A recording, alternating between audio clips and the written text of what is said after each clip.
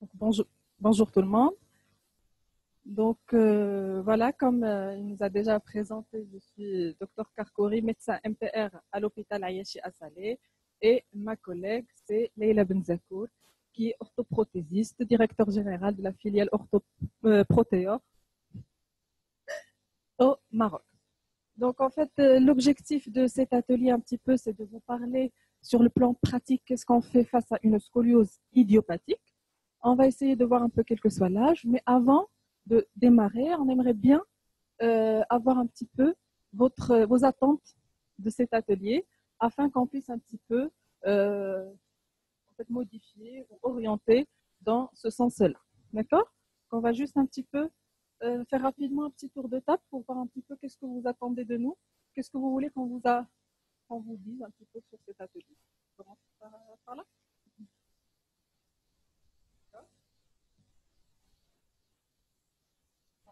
Prise en charge de la scoliose, conduite à tenir, donc en fait un petit peu de petits examens cliniques, nouvelle technique d'imagerie, d'accord, confection de pratiques corsées, résultats,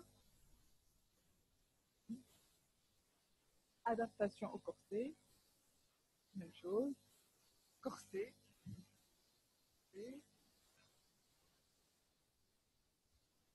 décorset, pareil, pareil. Quel type de corset pour quel type de scoliose? Évolution. Bon. Ok, donc voilà. Du coup, alors nous, on a essayé de voir un petit peu, regrouper un peu toutes les questions qu'on peut se poser face à une scoliose en 4 questions principales. Okay. Donc, quand on reçoit un patient, en consultation, les questions qu'on se pose, est-ce que mon patient a une scoliose? Et si je me pose cette question, comment je peux la confirmer? Une fois que j'ai confirmé cette scoliose, qu'est-ce que je dois faire et qu'est-ce que je dois proposer à mon patient? Avant de répondre, il y a une partie qu'il faut absolument quand même en parler, c'est le petit rappel, d'accord, qui nous recadre un peu. Alors, sur le plan anatomie, je ne vous apprends pas grand-chose, mais il faut quand même qu'en fasse. Le rachis, c'est 26 vertèbres qui forment une structure qui est souple et ondulée, avec des vertèbres cervicales, le nombre de 7, 12 dorsales, 5 lombaires, 5 sacrés et 4 à 5 coccygiennes. Alors, pour que le rachis soit équilibré, il nous faut ces courbures, la lordose cervicale, la syphose dorsale, la lordose lombaire et la syphose sacro-coccygienne. Alors, ces courbures-là, ils sont indispensables pour la station érigée. Ces courbures-là ne sont pas présentes à la naissance, ils s'acquièrent progressivement. Et donc, en fait, à partir de l'âge de 3 ans, on a l'apparition de la lordose lombaire. Vers l'âge de 5 ans, c'est là où la syphose dorsale commence à s'établir. Et à partir de 8 ans, on a la lordose lombaire significative qui apparaît. Et généralement, c'est que vers la puberté qu'on aura les courbures définitives. Alors, sur le plan biomécanique, le rachis, il fait des mouvements élémentaires qui se font sur les 3 axes. On a des mouvements de flexion-extension, d'inclinaison et de rotation à des degrés qui sont variables et additionnels. Vas-y, vas-y. Donc, alors, au moment de la flexion, on a certaines contraintes qui se font au niveau du rachis avec un pincement discal en avant et un bâillement en arrière. Cette flexion est limitée par les capsules, par les ligaments postérieurs et les ligaments sucés interépineux. Et elle fait intervenir aussi bien la sangle abdominale et le muscle psoas-iliaque. Alors, ces informations, on s'en sert surtout en rééducation en cas de renforcement pour voir un petit peu les muscles qu'il faut cibler. Alors, l'extension, ça va être le contraire. Un pincement discal en arrière avec un bâillement en avant et qui est limité par le contact des apophyses épineuses. Elle fait intervenir les spinaux, le petit dentelé postérieur et inférieur et le grand dorsal. Les inclinaisons, donc c'est un pincement discal qui se fait du même côté de l'inclinaison avec un bâillement du côté opposé et qui est limité par le disque et par les intertransversaires, faisant intervenir toujours la sangle abdominale et le psoas et le carré des lombes. Alors, sur le plan biomécanique, donc le rachis, il a deux impératifs. Il doit assurer stabilité et mobilité. Alors, cette mobilité, elle est liée à l'empilement des vertèbres possible par des mouvements segmentaires additionnés. Et la stabilité, elle est liée aux composantes qui le forment, à savoir les os, l'articulation, les disques, ligaments et muscles. Et là, très, très important, les courbures sagittales.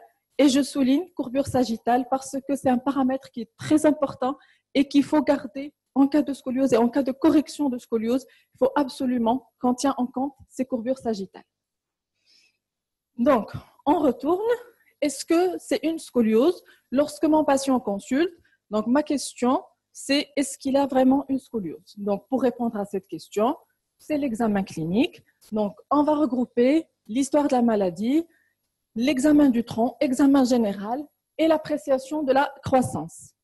Alors, dans l'histoire de la maladie, paramètre important, l'âge du patient, parce qu'il va nous situer le patient par rapport à la croissance.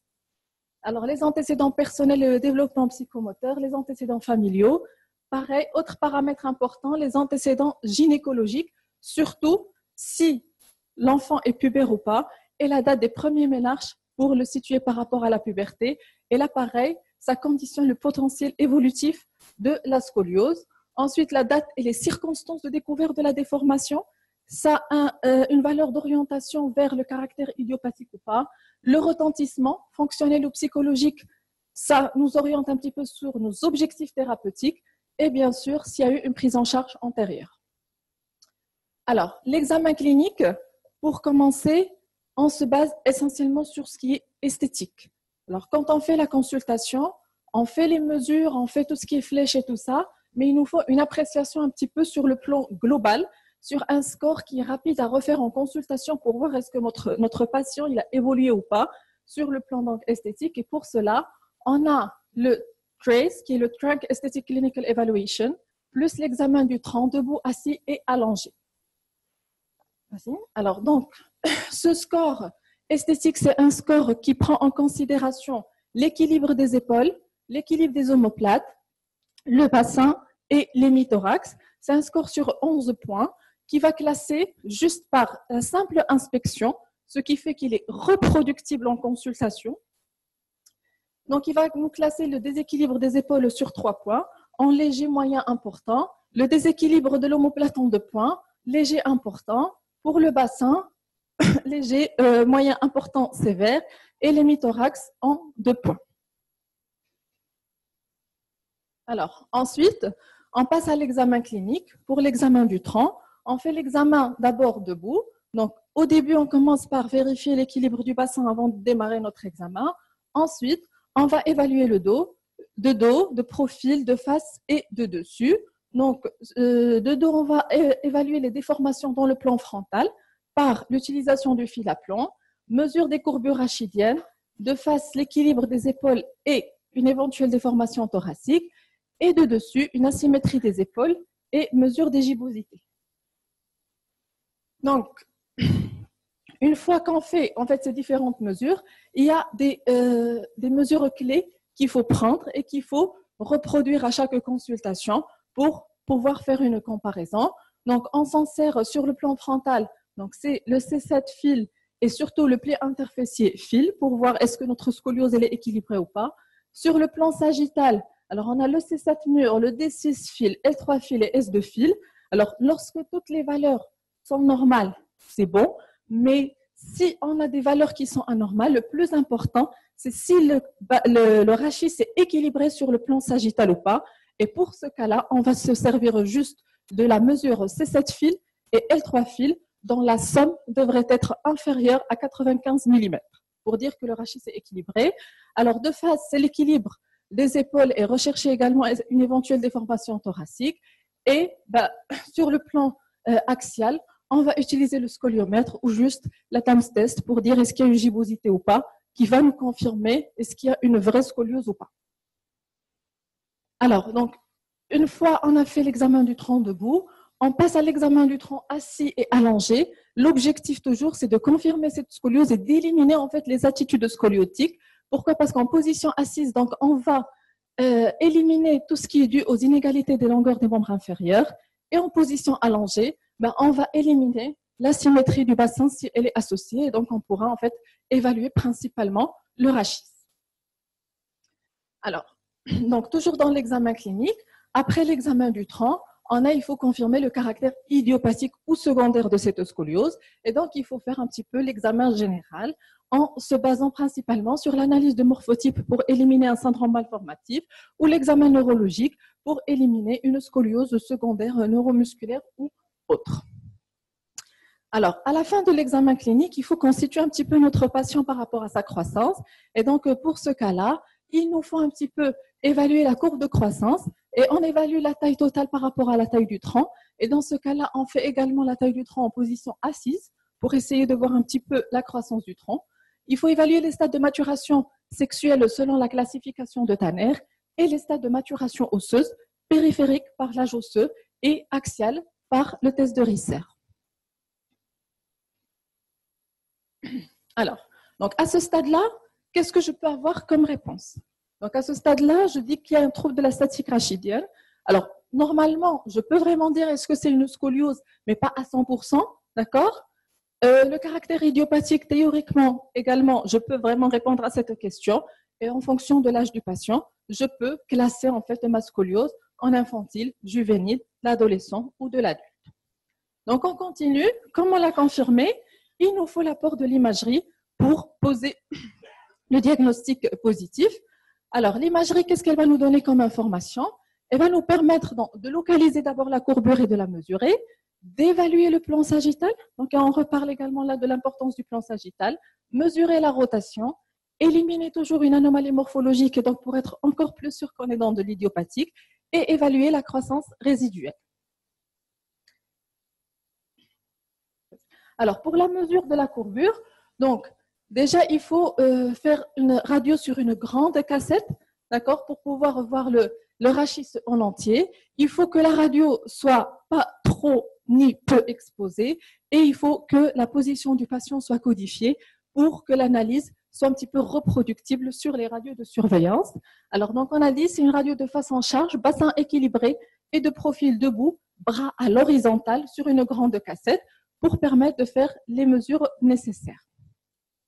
Alors, pour faire les mesures de la courbure, donc, on a besoin de déterminer déjà les vertèbres clés, la vertèbre limite supérieure qui est la vertèbre supérieure la plus inclinée, la limite inférieure, la vertèbre sommet qui est la vertèbre où il y a le plus de rotation et la vertèbre neutre. Et donc, à partir de ces mesures-là, et entre le plateau supérieur de la vertèbre limite supérieure et le plateau inférieur de la vertèbre limite inférieure, on détermine l'angle de Cobb. Alors, la vertèbre sommet, c'est une vertèbre qui va servir pour situer la scoliose. Donc, en fonction de sa localisation, on va parler de scoliose thoracique, thoracolombaire ou lombaire.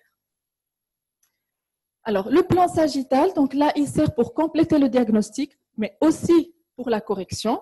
Donc, on va mesurer sur ce cliché-là la syphose thoracique entre le plateau supérieur de T1 et le plateau inférieur de T12 et la lordose lombaire entre le T12 et le L5. Et il va nous servir également à faire les mesures pelviennes pour évaluer un petit peu le profil du bassin et adapter la correction. Alors, donc, pour les mesures pelviennes, on va prendre la pente sacrée, l'incidence pelvienne et la pente pelvienne. Et on va s'en servir de ces trois paramètres pour déterminer en fait les bassins antéversés ou rétroversés. Et c'est un paramètre qu'on prendra en considération dans la correction et quand on va confectionner le corset.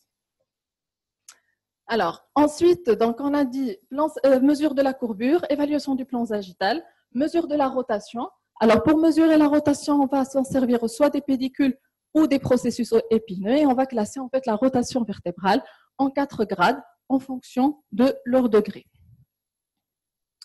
Alors, la recherche des anomalies morphologiques, toujours étape importante pour être sûr que l'on est sur une scoliose idiopathique, essentiellement les anomalies congénitales, les défauts de fusion ou les défauts de formation vertébrale, on élimine un Scheuermann ou un spondylolisthésis associé.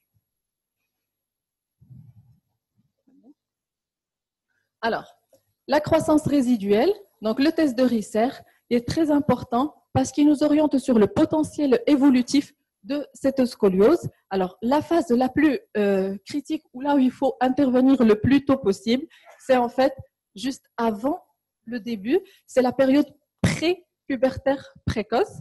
Et donc là, c'est une période où on peut avoir en fait une évolution explosive de la scoliose et où il faut être un petit peu le plus agressif possible. Alors, toujours, maintenant, qu'est-ce que j'ai comme réponse? Je sais que c'est une scoliose idiopathique, donc je vais la classer par rapport à l'âge, la topographie et mon angle de Cobb. Ok, donc par rapport à l'âge de mon patient au moment de la consultation, je peux parler de scoliose infantile, juvénile, de l'adolescent ou de l'adulte. Alors, en fonction de mon angle de Cobb, je vais avoir une scoliose légère, modérée, sévère ou très sévère. Et en fonction de la topographie, une scoliose cervicale, cervico-thoracique, thoracique, thoracolombaire ou lombaire. Alors, ok, c'est bon, mon patient a une scoliose idiopathique. Qu'est-ce que je dois faire? Alors, là, à ce stade-là, j'ai besoin de faire deux choses. Évaluer le retentissement sur mon patient, d'accord? Et évaluer le retentissement. Est-ce que c'est un retentissement psychologique? Est-ce que c'est un retentissement douloureux? Est-ce que c'est un retentissement respiratoire? Est-ce que c'est un retentissement neurologique? Là, pareil, c'est mon objectif de traitement. Et donc, en fonction de ce retentissement-là, je vais définir mon objectif à moi et je vais discuter avec le patient son objectif à lui pour essayer de développer notre contrat thérapeutique. Donc, on a dit évaluer retentissement et définir les objectifs. Donc, retentissement, comme on a dit, respiratoire, neurologique, douloureux ou esthétique. Et donc, les objectifs du traitement. Alors, l'objectif esthétique, surtout chez l'adolescent, c'est un objectif très important à prendre en considération parce que souvent, c'est le motif de consultation. Une scoliose chez l'enfant ou l'adolescent, elle est rarement douloureuse. Et si elle est douloureuse, il faut aller chercher une scoliose secondaire. Et souvent, le principal motif de consultation, c'est un problème esthétique. Donc, les difficultés cardio-respiratoires, il faut en prendre en considération, surtout dans les scolioses importantes avec des formations thoraciques, et le retentissement sur la qualité de vie. Alors, qu'est-ce que je propose à mon patient? Qu'est-ce que j'ai comme moyen thérapeutique à proposer à mon patient? Alors, en fonction du stade, en fonction de l'âge, en fonction du potentiel évolutif, il y a différents types de traitements. Alors, soit la simple surveillance clinique, et donc on revoit le patient à un rythme régulier pour refaire un petit peu, surtout l'examen clinique. L'examen radiologique, on n'en refait pas souvent parce qu'il y a quand même le risque d'exposition, surtout qu'actuellement, on ne dispose pas encore de moyens qui sont moins irradiants, disons que ce soit le système EOS ou les rachimétries informatisées. Alors, la rééducation, seule ou associée à d'autres traitements, je reviens sur le traitement orthopédique, les corsets et la chirurgie. Alors, la surveillance clinique, donc c'est une étape qu'on va en radiologie, comme on a dit.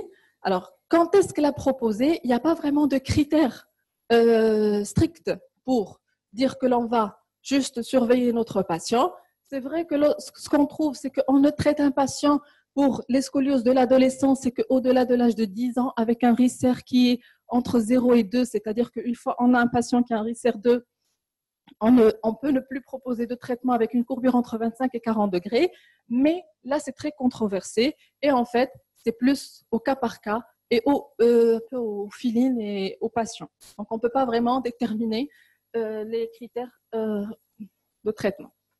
Alors, la rééducation, donc, elle est recommandée en première intention, d'accord, pour le traitement de la scoliose idiopathique. Son objectif est surtout de limiter la progression de la déformation et le corset. Alors, quand est-ce qu'on fait la rééducation seule?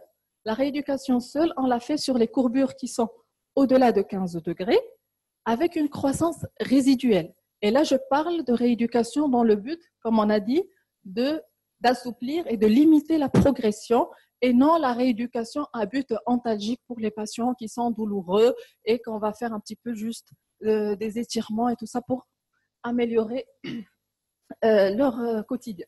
Alors, donc là, c'est seul, on a dit courbure supérieure à 15 degrés avec croissance résiduelle.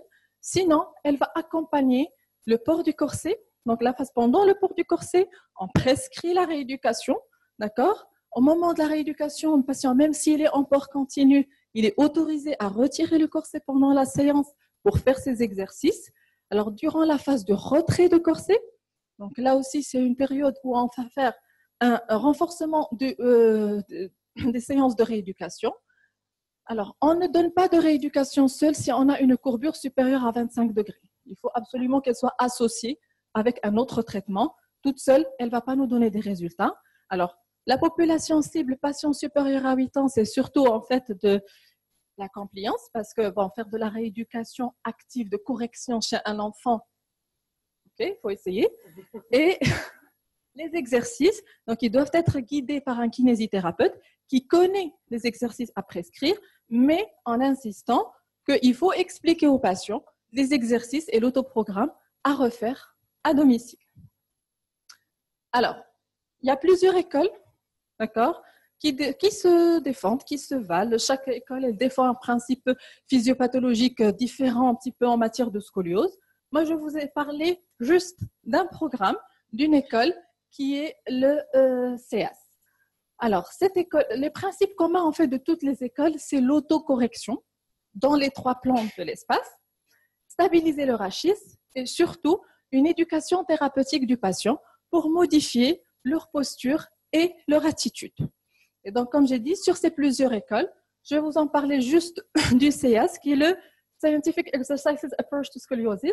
C'est une approche qui est basée sur la thérapie cognitivo-comportementale et donc qui se base dans la pièce maîtresse et l'autocorrection, qui est ajustée et personnalisée selon les capacités de chaque patient. Et donc, en fait, la différence entre ce protocole et les autres approches, c'est le choix des exercices. Et le choix des exercices, en fait, il est variable tout au long de la prise en charge.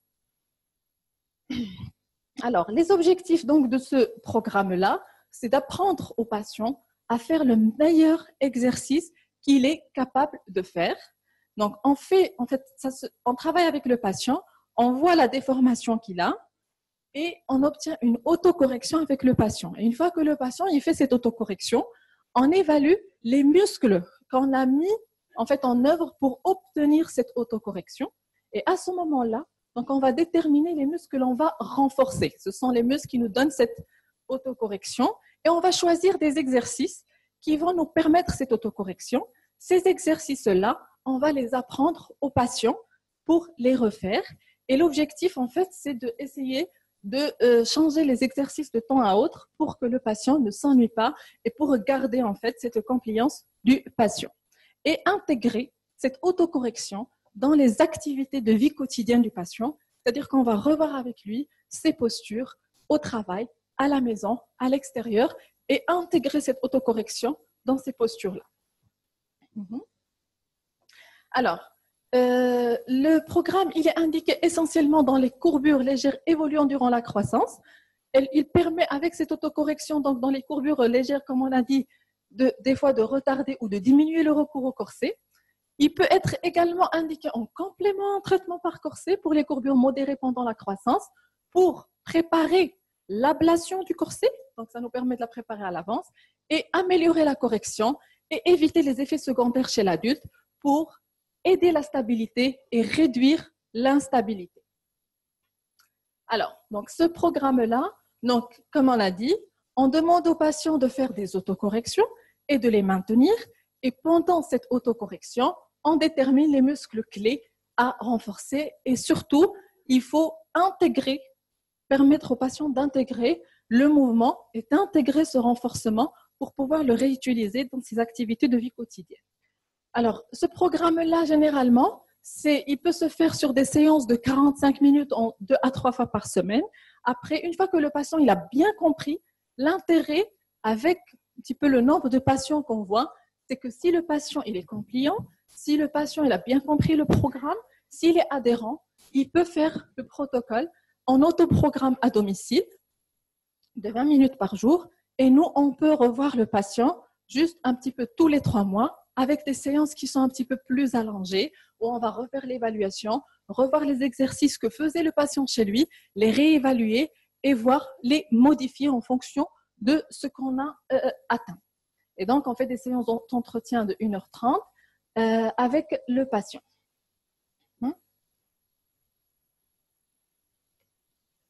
Alors, donc on a dit, c'est une approche thérapeutique qui a des bases neurophysiologiques avec de la thérapie cognitivo-comportementale. Son objectif, c'est de réduire la fréquence et l'intensité des évaluations du traitement, diminuer en fait la fréquence de revoir en fait le patient, parce que souvent on n'arrive pas à caler les rendez-vous sur les délais que l'on a un petit peu dans la littérature, mais ça suppose un engagement du patient et un engagement de sa famille. Alors, donc, on a dit surveillance clinique, exercice. Troisième volet du traitement, c'est le corset. Et là, je vais laisser ma collègue qui va vous en parler. Bonjour. Alors, les corsets sont des dispositifs médicaux de classe 1 qui sont personnalisés sur mesure, et plus que sur mesure puisque c'est sur moulage, sur prescription médicale, délivrés et adaptés uniquement par les orthoprothésistes. J'insiste beaucoup sur ce volet-là parce que malheureusement, dans notre pays, il y a des gens qui font des corsets et qui n'ont aucun diplôme pour les faire. Et c'est très grave parce que la scoliose, c'est pas quelque chose qu'on peut traiter n'importe comment. Il y a des gros dégâts faits par des corsets faits n'importe comment. Alors, c'est remboursé partiellement par la CNOPS et par l'AMO et certaines mutuelles privées.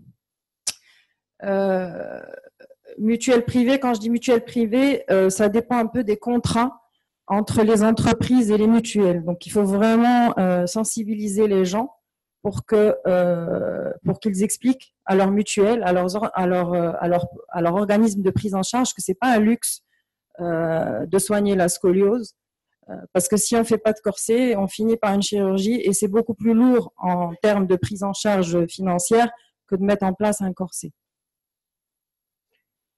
Les objectifs du corset, c'est stabiliser les déviations, traiter les déformations existantes et permettre une évolution plus harmonieuse du rachis pendant tout le long de la croissance.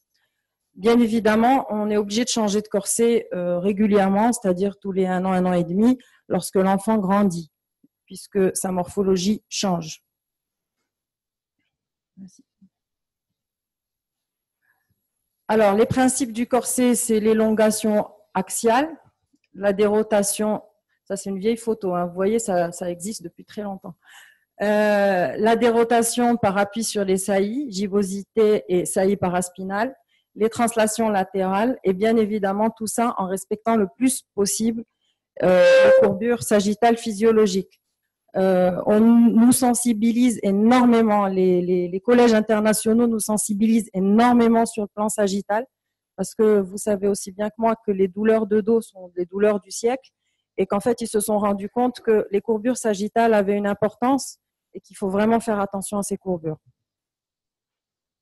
Alors, la technique pour faire un corset, on fait un examen clinique qui est vraiment très complet. On part du pied, on voit s'il y a des pieds plats, valgus, s'il y a un déséquilibre du bassin. On va vérifier l'axe pli C7 interfessier. On va vérifier la symétrie du pli de taille. La mesure des gibosités par plein d'outils. On vous les a tous mis sur les tables pour que vous ayez une idée de ce qu'on utilise pour nos examens cliniques. On va évoluer les rotations au niveau des ceintures scapulaires, pelviennes, les tailles debout, la taille assise. Enfin, c'est un examen extrêmement exhaustif. Ensuite, on va avoir la prise de mesure et de moulage. Alors, pour l'instant, on l'a fait par plâtre. Maintenant, par ailleurs, dans le monde, on peut faire des prises de moulage numérisées, c'est-à-dire avec 2 photos, une photo face, une photo profil, avec des systèmes de caméra. Et on aimerait bien le faire au Maroc, mais malheureusement, le volume ne nous permet pas d'y atteindre. Parce qu'en fait, pour l'instant, on n'a pas un volume suffisant de prescription de corset pour pouvoir faire l'investissement de la fraiseuse numérique. Parce qu'en fait, une fois qu'on a fait les captures, Ces images sont transformées par un logiciel et ensuite, on va obtenir le négatif par une fraiseuse numérique. Aujourd'hui, pour l'instant, on ne peut pas le faire. Alors, on va avoir un essayage. L'essayage se fait sur un jersey tubulaire pour vérifier la position et la force des appuis, parce que le jersey va nous marquer la peau. Donc, ça va nous permettre de voir où sont les appuis, est-ce qu'ils sont bien situés par rapport à la courbure. Et l'équilibre des ceintures, on revérifie l'axe C7 puis interfessier, le respect du volume du patient et surtout de la fonction respiratoire. Un corset ne doit absolument pas amputer la capacité respiratoire. Et vérifier que toutes les positions sont possibles, la position assise, la marche, sans gêner l'enfant. Ensuite, on va livrer le corset en donnant tous les conseils d'entretien, de nettoyage et puis on va bien sensibiliser le patient à la durée de port du corset qui a été prescrit par le médecin et on va faire un suivi régulier. Nous, en tant qu'orthoprothésistes, on revoit les enfants tous les 3 mois. Parce que tous les 3 mois, on va renforcer les appuis, revérifier que le corset est bien adapté. Souvent, il y a des petits problèmes de sangle à changer, etc. Donc, on fait un suivi de tous les 3 mois. Alors là, c'était juste pour vous montrer l'examen clinique. Vous l'avez vu précédemment, mais il faut savoir que l'orthoprothésiste reprend tout ça parce qu'il a besoin de tout ça pour fabriquer son corset. Et c'est pour ça qu'il faut absolument que ce soit un orthoprothésiste compétent pour qu'il puisse le faire correctement. Alors, les types de corsets, il y a différents types de corsets adaptés à chaque individu en fonction de l'âge, de la topographie de la courbure, de l'évolutivité de la pathologie et du traitement. Et après, un petit peu aussi de l'expérience du thérapeute, parce qu'aujourd'hui, on a aussi nos propres expériences et des fois, on va choisir tel ou tel corset pour des raisons qui nous sont propres. Alors, j'ai choisi de vous présenter les 3 types de corsets qu'on utilise le plus. Il y en a d'autres, mais ceux qu'on utilise le plus au Maroc, ce sont ces 3-là. Donc, on va commencer par le corset de Milwaukee. Le corset de Milwaukee, il se compose d'une ceinture pelvienne monocoque. Avant, elle était faite en cuir. Vous voyez, aujourd'hui, elle est faite en thermoplastique avec des couleurs. Les enfants choisissent les motifs de leur corset aujourd'hui. Ça rend la compliance au traitement plus facile. Il va avoir une ouverture postérieure et une structure métallique réglable en hauteur composée de 3 mains, un antérieur et 2 postérieurs, avec un collier et des appuis occipitaux et hyoïdiens. On va avoir la possibilité d'ajouter des mains d'action, c'est-à-dire en fonction de la courbure. Si on a une courbure thoracique, comme vous pouvez le voir ici, on a une main thoracique et une main en sous-axillaire. Alors, les principes, donc c'est un corset actif. Il préserve l'intégrité du grille costal. Effectivement, on n'a aucune contrainte sur la partie thoracique. Il utilise le principe d'auto-élongation par extension active du rachis et la dérossation, ça se fait par fuite latérale des appuis. Il est indiqué surtout dans la scoliose du petit enfant, scoliose infantile et juvénile de moins de 10 ans. Alors moi, je vous dirais que dans ma pratique, je le mets pour les enfants de moins de 7 ans. À partir de 7 ans, à partir du moment où la respiration n'est plus abdominale, je passe à un corset monocoque. Donc pour les thoracolombaires, thoraciques, cervico-thoraciques et double majeur. Alors pour les tout petits, il est préconisé de remplacer les mâts et le collier métallique par des mâts réglables et un collier en thermoplastique comme vous pouvez le voir sur cette image-là. Sur le petit, on ne va pas lui mettre du métal, c'est trop dangereux. Donc on va adapter en fonction de l'âge. Alors, il faut qu'il y ait la tétière est composée, donc je vous ai dit, d'un appui hyoïdien occipito-montagnier. Ce ne sont pas de véritables appuis, mais des rappels à l'ordre. Il faut qu'il y ait 2 doigts entre l'appui hyoïdien et le menton pour ne pas déformer la mâchoire. Les mains sont à distance parce qu'il n'est pas question qu'il n'y ait pas de compression. Il ne faut pas qu'il y ait de compression et qu'il ne faut pas avoir de problème sur la fonction respiratoire. Les appuis latéraux exercent une action uniquement de translation.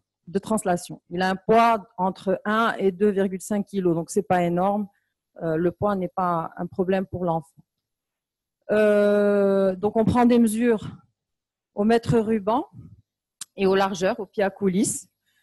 Et le moulage se fait plâtrer en position debout. Le port du corset, c'est un port de 23 heures sur 24. Et ça se passe très bien, hein. On a toujours l'impression qu'avec ces mâts métalliques, l'enfant ne va pas pouvoir dormir. Mais moi, j'ai plein d'enfants qui sont en Milwaukee et ça se passe très, très bien. Alors, les avantages et les inconvénients. Ben, bien évidemment, la tétière fait du corset un corset difficile à accepter. Cependant, il préserve l'intégrité du grille costal. Donc, c'est tout ce qu'on a aujourd'hui comme corset de ce type. La période d'adaptation peut être difficile en raison de la limitation du champ visuel inférieur. Effectivement, comme on demande une auto-élongation de l'enfant et on lui demande de rester à distance de son appui hyoïdien, ben des fois, pour regarder en bas, il a un peu de mal. Mais ça va très vite. Après, il s'habitue à fléchir les genoux et ils mettent en place, comme ce sont des enfants, ils trouvent toujours des solutions à leurs problèmes et ils s'adaptent très bien. Alors, il y a un risque de dos plat. Ça nous embête beaucoup. On a beau former les mains en syphose sur le corset de Milwaukee, à partir du moment où on demande une auto-élongation, on a un souci de dos plat. Donc, c'est pour ça que ce n'est pas notre corset de prédilection. Quand on peut l'éviter, on ne le fait pas. Mais voilà, il reste quand même le corset d'élection de la scoliose infantile. Ensuite, nous avons le corset CTM ou chenot. C'est un corset monovalve à ouverture antérieure. Il agit par un principe d'appui correcteur et fenêtre d'expansion en regard des appuis. On va avoir une fermeture sternale soit par barre métallique, soit par sangle. Moi, de plus en plus, je mets plus que des sangles souples. Ça m'embête d'enfermer les enfants dans quelque chose de rigide. Une fermeture thoracique abdominale par sangle. Alors nous, on ajoute depuis peu une barrette ici en thermoplastique parce qu'elle permet d'éviter qu'il y ait des mouvements de hauteur au niveau des deux berges du corset. Alors pour relooker, bien évidemment, on choisit tout type de transfert pour que les enfants acceptent leur corset. Ils vont choisir la couleur. Là, on avait Ben Simon qui nous avait fait la gentillesse de nous faire quelques transferts. Donc, on avait les corsets assortis au sac, aux sangles. Et donc, pour les adolescentes, c'est beaucoup plus sympa. Alors, le principe, donc je viens de vous le dire, d'abord c'est un traitement de la déformation tridimensionnelle de la scoliose, il ne faut pas oublier ce point-là, il ne faut pas travailler uniquement sur la courbure de face, qui agit par 3 points répartis entre les épaules et le bassin, avec l'aménagement d'une ou deux chambres d'expansion en regard des appuis. À l'inspiration, le corps de l'enfant doit venir en contact de ces appuis. Ensuite, les indications, lombaire, thoracolombaire, thoracique, double majeur, de moins de 30 degrés. Alors, de moins de 30 degrés, ça nous arrive de les mettre sur des scolioses de plus de 30 degrés, mais tout simplement parce que le dépistage n'est pas suffisamment précoce encore dans notre pays. Il faudrait qu'on les voie plus tôt.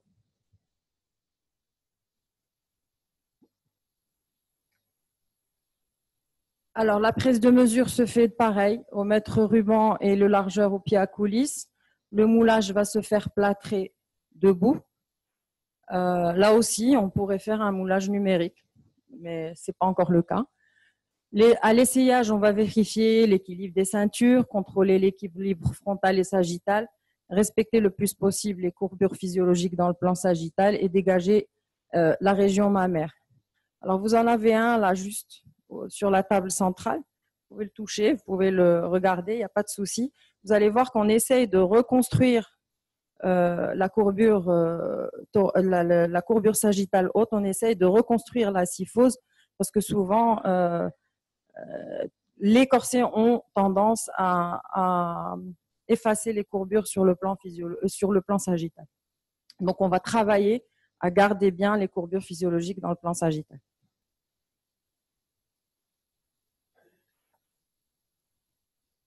Ça, c'est ce qu'on peut avoir comme correction.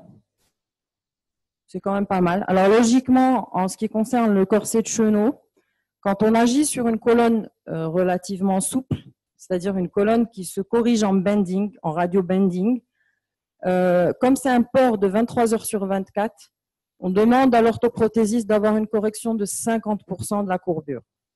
Là, dans ce cas-là, on a eu plus, mais certainement parce que c'était plus souple ou parce que l'enfant était plus jeune. Mais normalement, c'est 50% de la courbure pour un corps. C'est le minimum qu'on doit obtenir, c'est 50% de la courbure.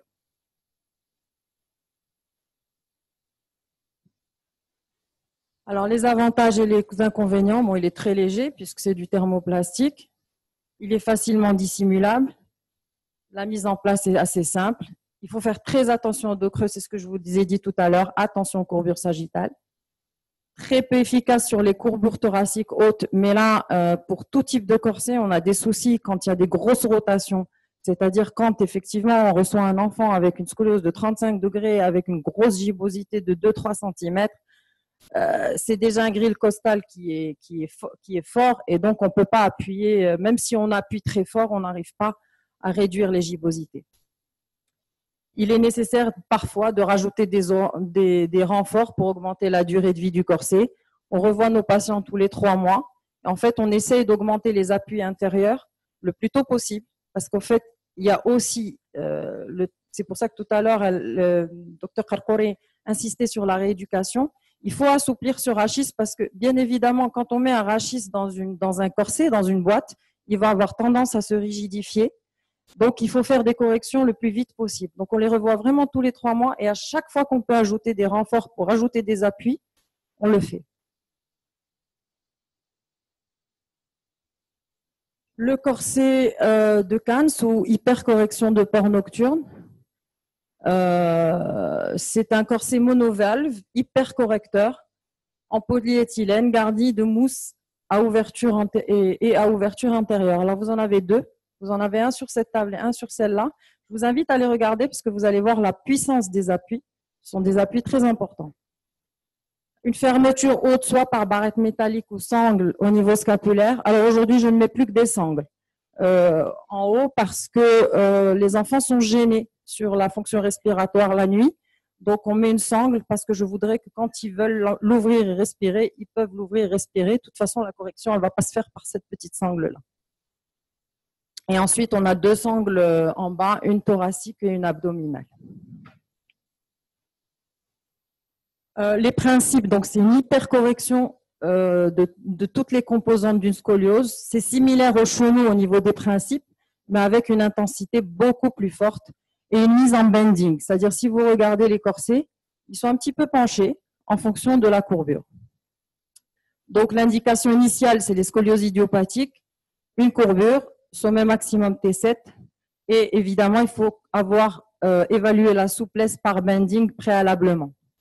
Ensuite, on a élargi les indications, tout simplement parce que c'est un corset qui permet une meilleure compliance, puisque l'enfant ne le met que la nuit. Donc, les adolescentes aiment beaucoup ce corset. Même s'il est plus difficile, elles sont prêtes à faire l'effort de mettre quelque chose qui est dur que la nuit, plutôt que d'avoir un corset sur le dos 23 heures sur 24. Et l'objectif, c'est la correction maximale. Donc, la prise de mesure se fait au mètre ruban et largeur au pied à coulisse. Par contre, le moulage se fait en position couchée sur un billot, c'est-à-dire qu'on va essayer au moulage déjà d'avoir la meilleure correction possible. Et ça nous permet aussi d'évaluer la souplesse. C'est-à-dire que si déjà sur le billot au moulage, on a une correction, ça veut dire qu'on obtiendra une bonne correction dans le corset.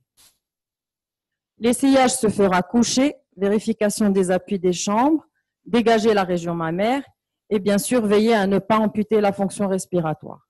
Le port sera nocturne de 10 heures, 21 heures à 7 heures du matin. Alors bien évidemment, notre difficulté, c'est le 21 heures, parce qu'aujourd'hui, il n'y a aucune adolescente qui va se coucher à 21 heures. Donc c'est devenu compliqué. Donc on leur dit de lire ou de jouer avec leur téléphone en position couchée. Pour nous, c'est important parce que les hormones de croissance sont sécrétées la nuit. Et donc, on aimerait bien que pendant la sécrétion de ces hormones, les enfants soient couverts par le port de leur corset. Ils vont dormir en décubitus dorsal uniquement. Alors ça aussi, c'est une difficulté On a des solutions techniques, c'est-à-dire quand la maman revient en nous disant « Écoutez, je la retrouve tout le temps sur le côté », on met carrément des barres en plastique qui vont faire garder l'enfant la position des cubitus dorsales. Voilà ce qu'on peut obtenir. Là, c'est normal. C'est-à-dire que dans un corset en hypercorrection de port nocturne, l'objectif, c'est d'avoir une colonne à 0, voire une colonne surcorrigée. Ça se met que la nuit, mais l'enfant doit être surcorrigé la nuit. On le laisse libre toute la journée, donc la nuit, on va forcer le traitement.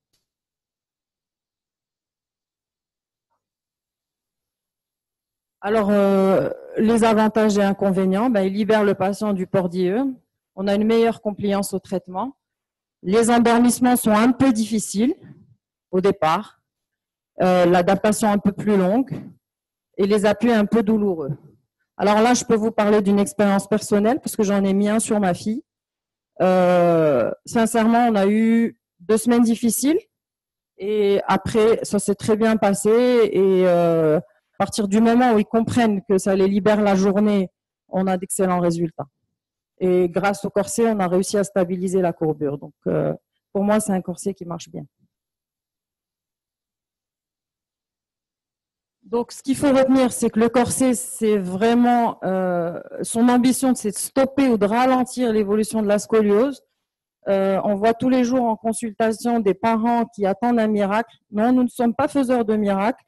Dans tous les groupes de scoliose internationaux, ils considèrent comme un excellent résultat la stabilisation, voire le gain de 5 degrés sur une courbure.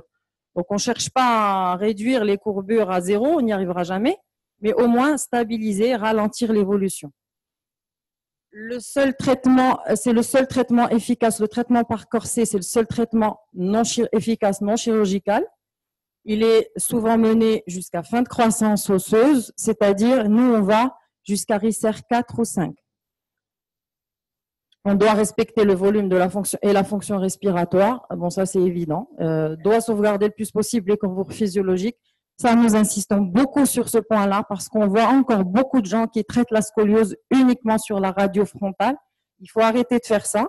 La dernière fois qu'on a assisté à une réunion, on nous parle de détorsion. C'est vraiment quelque chose qui se fait dans les 3 plans de l'espace. Et il ne faut pas agir uniquement que dans un plan parce qu'on esquinte les autres. Il faut la nécessité d'un dépistage précoce. Là aussi, on souhaiterait les voir beaucoup plus tôt parce que les traitements sont moins difficiles. Il est quand même plus facile de mettre en place un corset sur une adolescente de 12-13 ans avec une petite scoliose à 20 degrés parce que bien que les appuis vont être importants, ce sera quand même plus supportable que si sa scoliose est à 40 avec des zygosités et puis c'est moins harmonieux. Et nécessite une bonne collaboration entre les prescripteurs et les orthoprothésistes. Il faut travailler en multidisciplinarité parce que c'est comme ça qu'on arrive à compléter vraiment le traitement. Bien évidemment, il faut convaincre les parents de nous aider et travailler beaucoup avec les adolescents en direct. Les parents, en général, il n'y a pas de souci, mais il faut bien expliquer à l'adolescent son traitement pour qu'il puisse le suivre en toute connaissance de cause. Je repasse la parole à ma collègue. Donc, en fait, comme a bien expliqué ma collègue, alors les corsets, donc ça donne de bons résultats. Donc, ça permet de réduire le risque de progression des courbures à haut risque évolutif, mais cette efficacité, en fait, elle est proportionnelle au nombre d'heures de port. Et donc, comme on a vu, le plus souvent, c'est des corsets qu'on va prescrire 23 heures sur 24 avec des risques de mauvaise compliance, surtout chez les adolescents et les enfants qui vont avoir tendance un petit peu à le retirer, des fois, soit à l'école ou en dehors des parents. Et quand ils reviennent en consultation, on n'a pas l'information réelle de la durée de port ou bien si on pousse un petit peu, on voit que en fait, c'est le corset qui n'était pas bien porté et c'est pas qu'il n'a pas donné de bons résultats.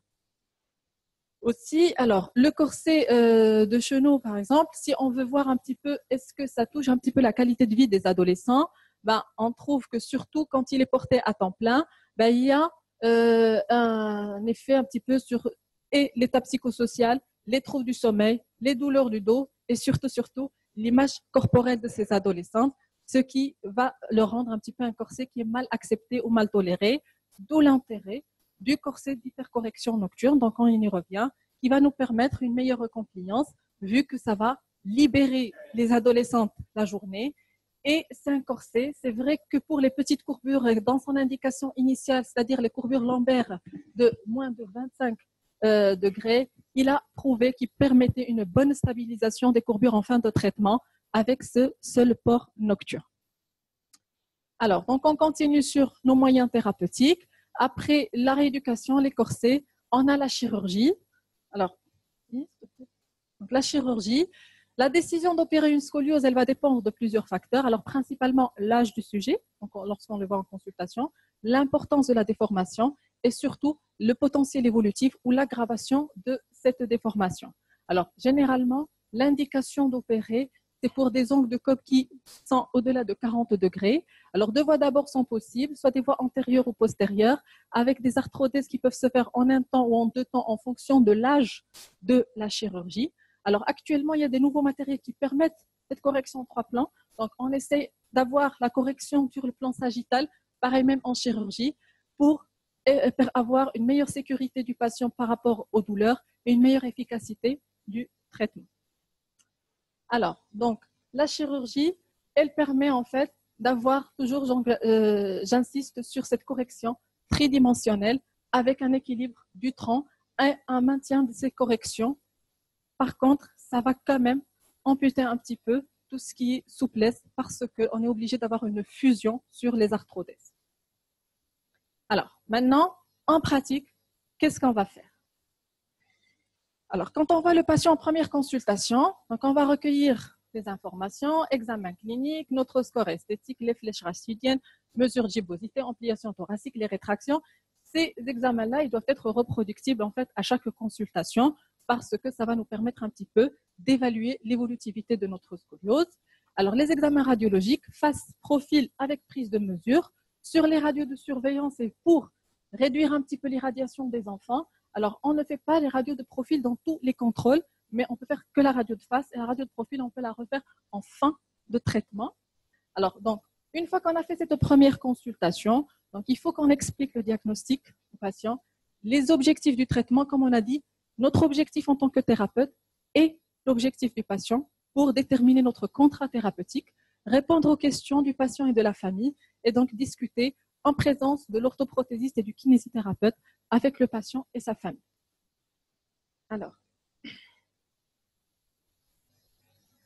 la surveillance, elle se fait généralement tous les 6 mois, sauf pour les patients à haut risque, donc on peut les revoir tous les 3 mois, et à contrepartie, les patients à bas risque, une fois par an. Alors, cette évaluation, elle se fait cliniquement, donc généralement, on a dit tous les 2 à 3 cm de croissance, ce qui est à peu près tous les 6 mois, et radiologiquement, tous les 5 à 6 cm de croissance, et ce qui revient un petit peu à une fois par an. Et on a dit, la surveillance, c'est sur la radio de face uniquement. On ne refait pas les radios de profil.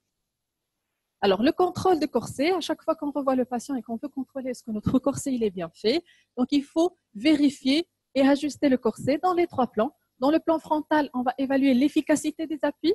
Dans le plan sagittal, on va évaluer l'alignement. Et dans le plan horizontal, on va voir l'efficacité des appuis sur la gibbosité, en plus d'une évaluation globale et s'assurer qu'il n'y a pas un chevauchement entre les différents appuis et qu'ils sont bien équilibrés. Alors, ce corset-là, comme on a dit, il doit être renouvelé à peu près tous les 12 à 18 mois. En fait, le corset, il a une adaptation maximale de 4 à 5 kg de prise de poids et de 4 à 5 cm de prise de taille. Si l'enfant il prend un peu plus, les appuis ne seront pas là où ils devraient être. Et donc, en fait, le port de corset, il n'aura que les effets secondaires et aucun bénéfice. Bien sûr, il faut voir également s'il y a une modification du diamètre du thorax ou du diamètre pelvien. Alors, là, il y a un petit arbre décisionnel de la sorte qui reprend un peu les différents traitements. Alors, en fait, là, toute cette partie-là, c'est la partie un peu corsée. Ils sont un petit peu plus ambitieux, comme c'est une société qui est un petit peu pro-traitement orthopédique et moins chirurgical. Donc, ils essayent un peu de retarder la chirurgie au maximum et de passer à des corsets hyper rigides dans un but de maintenir ou de retarder vraiment le recours au corset jusqu'à fin de croissance. Mais bon, donc là, c'est juste un petit peu pour voir que les différents traitements, donc ça dépend de 2 paramètres. Alors, la valeur de l'angle de Cobb et le potentiel en fait évolutif de cette scoliose. Et donc, en fonction de l'âge et de ce potentiel évolutif, on peut choisir des traitements différents.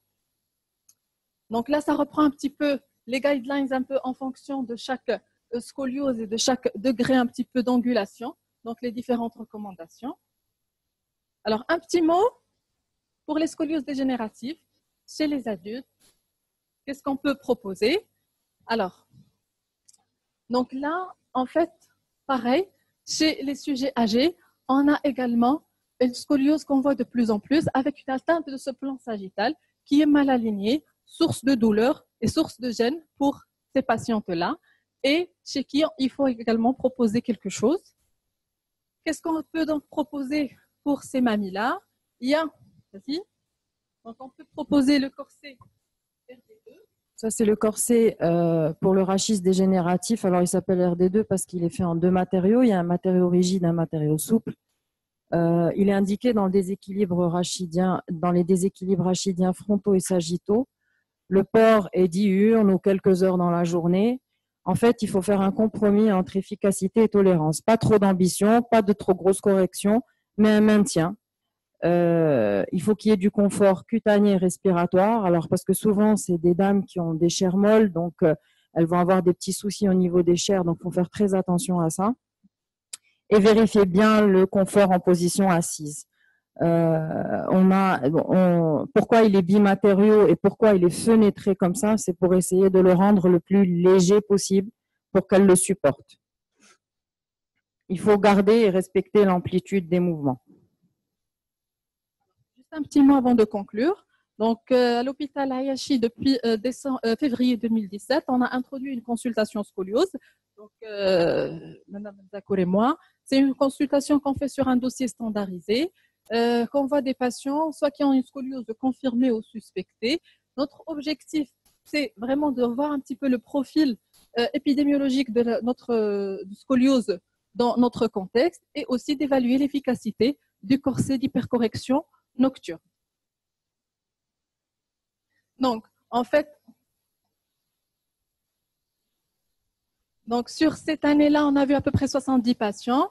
On a réussi à faire 52 dossiers parce que des fois, il y a des patients, soit qui sont mal orientés, ce n'est pas réellement des scolioses, ou en fait, c'est juste qu'ils étaient là par erreur. Donc, on a eu, sur ces patients-là, donc on a prescrit, on a eu des patients en fait, avec des indications de corset chez 13 patients, des 52, ce qui est à peu près 25%. Et sur les types de corsets que l'on a prescrits, donc, on a fait 7 corsets d'hypercorrection nocturne, 4 corsets chenaux, 1 Milwaukee et 1 RD2. Alors, on est un petit peu encore très tôt. On ne va pas vous dire un petit peu ce que ça a donné ni les résultats. On a beaucoup de patients qui sont encore en cours de bilan.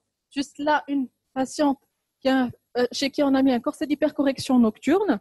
Donc, c'est une patiente qui a 12 ans, à peu près maintenant 12 ans et demi, qui n'est pas encore pubère, sans antécédents. Dans la scoliose a été découverte sur observation de sa mère à l'âge de 11 ans. Donc, elle a un IMC de 15 avec un déséquilibre qui est léger, donc un score 13 qui est à 7, une gibbosité à 9, sans autres anomalies, avec une scoliose lombaire avec un angle de Cobb qui est à 20 degrés.